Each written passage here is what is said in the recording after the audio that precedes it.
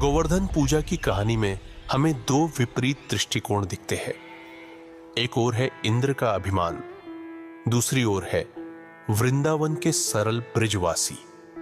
कृष्ण ने ब्रिजवासियों से कहा कि वे इंद्र की बजाय गोवर्धन पर्वत की पूजा करें, क्योंकि वही उनकी भूमि और पशुओं को पोषण और आश्रय प्रदान करता है। ब्रिजवासियों ने कृष्ण के निर्देश को विनम्रता से स्वीकार किया और उनकी बुद्धि पर भरोसा करते हुए गोवर्धन पर्वत की पूजा की।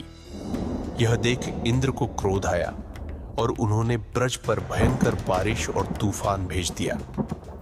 भगवत गीता के 18वें अध्याय के 58वें श्लोक में श्री कृष्ण कहते हैं, यदि तुम्हारा मन मुझ पर पूर्णतः केंद्रित है तो तुम सभी कठिनाइयों पर मेरी कृपा से विजय प्राप्त कर सकोगे। परंतु यदि तुम अहंकार वश कर्म करोगे और मेरे कहे हुए शब्दों को नहीं सुनोगे तो तुम नष्ट हो जाओगे।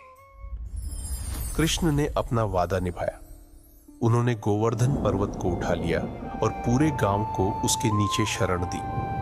ब्रिजवासी, जिन्होंने कृष्ण के वचनों में शरण ली थी, इंद्र द्वारा बनाई गई बाधाओं को पार कर गए। दूसरी ओर इंद्र को अपने अहंकार का फल भुगतना पड़ा। अंत में उन्होंने अपनी गलती समझी और कृष्ण के सामने नतमस्तक हो गए। गोवर्धन पूजा का संदेश स्पष्ट है। हमें इंद्र की तरह अहंकारी नहीं, बल्कि ब्रिजवासियों की तरह विनम्र रहना चाहिए।